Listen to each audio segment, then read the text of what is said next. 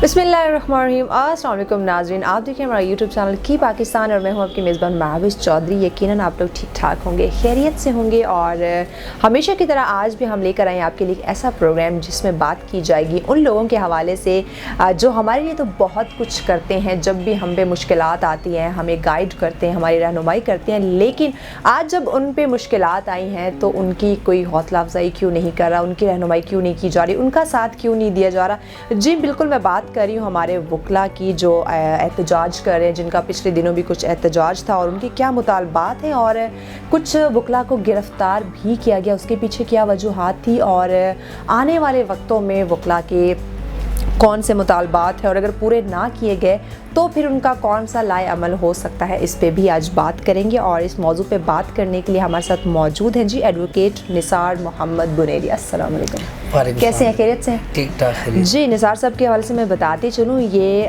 Legal aid consultant है और इनके माशाल्लाह से 2 ब्रांचेस हैं, एक बुनेर के अंदर और जो हेड ऑफिस है वो इस्लामाबाद में, और बहुत अच्छा काम कर रहे हैं।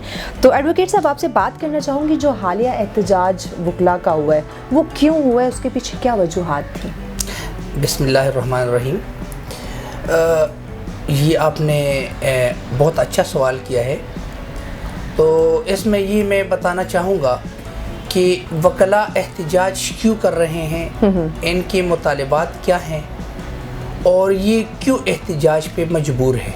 जी जी, अगर इसके यानी इस सारी बातों की पस मंज़र में हमें जाना होगा।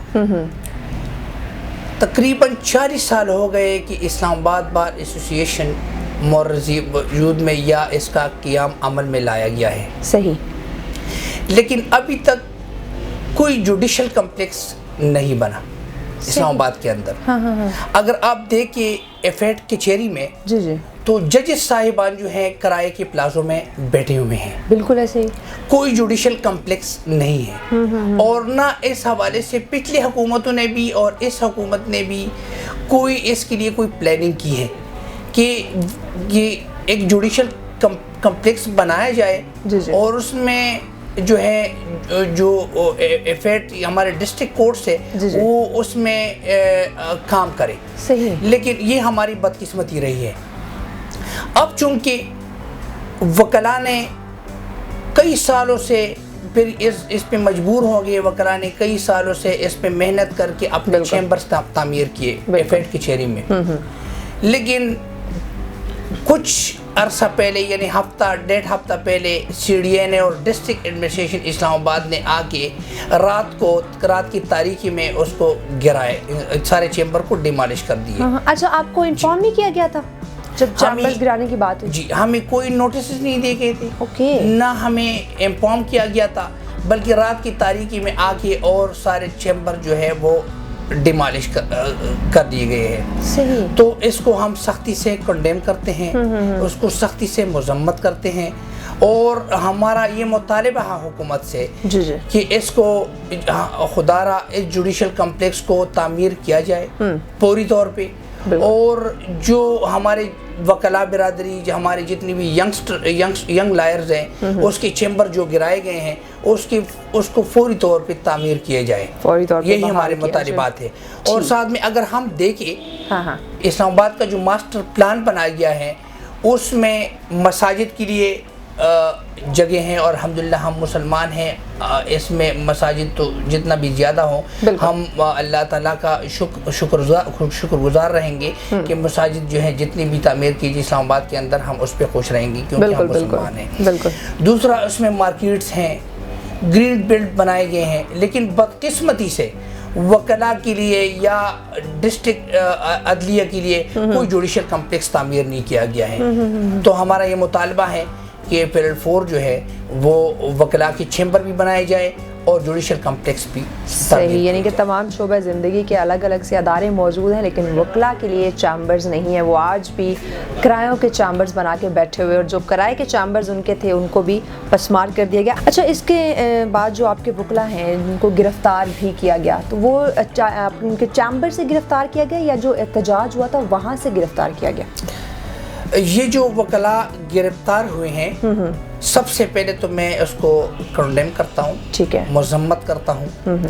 اور جو وکلاء گرفتار ہوئے ہیں وہ جو جس رات وکلاء کے چیمبر گرے جی جی, اس سے اگلے دن ہم یعنی جو وکلاء گرفتار ہوئی اس نے پرامن طور پہ, ٹھیک ہے, وہ ہائی کورٹ میں جا رہے تھے پرامن طریقے سے اپنا پروٹیسٹ ریکارڈ کرنے کے لیے. اوکے, ٹھیک ہے, تو اس میں جب وہ پروٹیسٹ ریکارڈ کرنے کے لیے گئے ہیں تو وہاں پہ ڈسٹرکٹ ایڈمنسٹریشن نے ان کے ساتھ زیادتی کی ہے, ان کے ساتھ جو ہے بدتمیزی کی ہے. ٹھیک ہے, بات اس سے آگے نکلی اور ہم نے پھر بھی کوشش کی کہ ہمارے وکلاء جو تھے وہ ہم نے پرامن پروٹیسٹ ریکارڈ کرنا چاہا اور پرامن پروٹیسٹ ریکارڈ کرنا چاہ رہے تھے ہائی کورٹ کی بلڈنگ کے اندر. ٹھیک ہو گیا.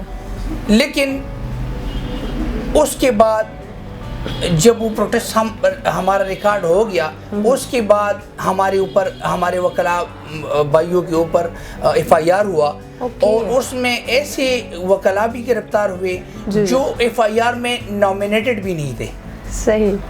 اور ان کے ابھی جو سچویشن ہے اب یہ ہے کہ ان کے گھروں پہ ہم جو ہے فورس جو ہے ڈسٹرکٹ ایڈمنسٹریشن جتنی بھی ڈپارٹمنٹس ہیں وہ جا رہے ہیں رات کی تاریکیوں میں اور اس کے گھر کے چادر اور چار دیواری کی تقدس کو پامال کر رہے ہیں.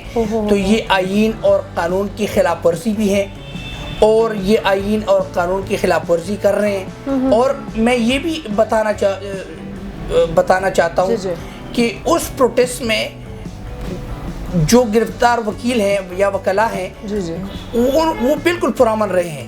لیکن اگر اس میں کچھ شرپسند عناصر تھے جو باہر سے وکیلوں کے یا یونیفارم میں یا اس طرح آئے تھے وہ شرپسند, تو میں چیف جسٹس آف پاکستان اور چیف جسٹس اسلام آباد ہائی کورٹ سے یہ ریکویسٹ کرتا ہوں کہ ان شرپسندوں کی نشاندہی کر کے اس کو قرار واقعی سزا دلائی جائے.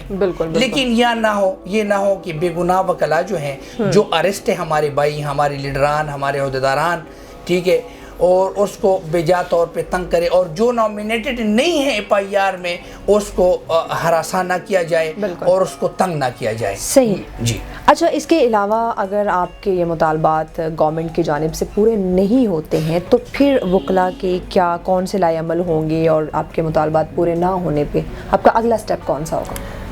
ہمارا جو اگلا سٹیپ ہے میڈم جی وہ ہمارے عہدیداران طے کریں گے. ٹھیک ہے. ہم نے حکومت کو 48 آور کی ڈیڈ لائن دی تھی جو ہمارا اس دن پروٹیسٹ ریکارڈ ہوا تھا ڈی چوک میں. 48 آور کے اندر اگر ہمارے مطالبات کو تسلیم نہ کیا گیا تو ہمارے عہدیداران کا کہنا ہے, ابھی یہ فائنلائز نہیں ہوا, کہ ہم ملک گیر تحریک چلائیں گے وکلاء کی. اور اس وقت تک وہ تحریک چلے گا کہ جب تک ہمارے مطالبات کو منظور نہیں کیے جاتے یا تسلیم نہیں کیے جاتے. ٹھیک ہو, یعنی کہ جو آپ تب تک یہ پروٹیسٹ جاری رکھیں گے جب تک آپ لوگوں کے جائز مطالبات پورے نہیں ہوتے. اچھا, اس کے علاوہ آپ ایک انڈیپینڈنٹ فارم بھی چلا رہے ہیں, اس حوالے سے ہمیں آگاہ کیجیے اور ہمارے ناظرین کو بھی. میڈم, یہ میڈیا سے تو میرے خیال میں کوئی چیز پوشیدہ نہیں رکھا جا سکتا. بالکل, کیونکہ آپ کو یہ میرے فورم کا پتہ چل گیا ہے. لیکن ہم چاہتے ہیں ہمارے ناظرین کو بھی آگاہ کریں. اس فورم کا مقصد یہ ہے, اس میں ہمارے ساتھ جو سملر مائنڈ کے لوگ ہیں, وکلاء برادری ہیں, سول سوسائٹی سے ہم نے لوگ دیے ہوئے ہیں, ہم نے جو ہے کچھ ڈپارٹمنٹس ہیں اس سے بھی ہمارے کچھ بندے ہیں. تو اس کے اغراض اور مقاصد یہ ہیں کہ ہمارے ملک کے اندر جس کے ساتھ بھی ناانصافی ہو, جو ظالم مظلوم کو بے جا طریقے سے یا بے جا طور پہ تنگ کرتا ہوں, تو ہمارا یہ فورم جو ہے اس کو آؤٹ آف کورٹ اس کا جو بھی ایشو ہے وہ ریزالو کرتے ہیں. صحیح. اگر کورٹ کے باہر ہو سکتا ہے, اگر کورٹ کے باہر وہ ایشو ریزالو نہیں ہو سکتا تو ہم اس فورم کے تحت جو ہمارے جو ہے ہم اس کو وہ فورم جو ہے وہ اس کو اس مظلوم طبقے کو ہیلپ پرووائڈ کرتے ہیں اور پھر وہ اس کو ہم کورٹ تک لے آتے ہیں. یعنی اس کے حق کے لیے آواز اٹھا رہے ہیں. جی. اور پوری ملک میں یہ فورم جو ہے وہ کام کر رہی ہے الحمدللہ، زبردست، اور ہزاروں کی تعداد میں ہمارے ممبرس ہیں ابھی.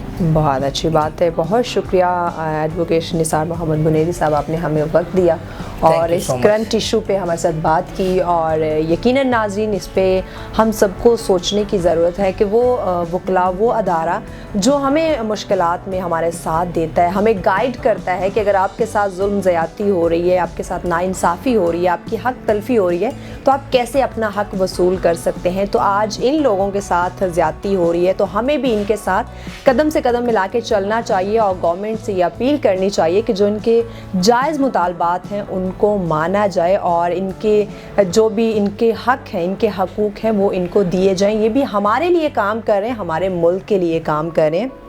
تو اپنا فیڈ بیک ہمیں لازمی دیجیے گا. ابھی دیجیے اپنے میزبان مہاوش چودھری کو اجازت، لیکن جانے سے پہلے ہمارے یوٹیوب چینل کی پاکستان کو سبسکرائب لازمی کیجیے گا. خدا حافظ.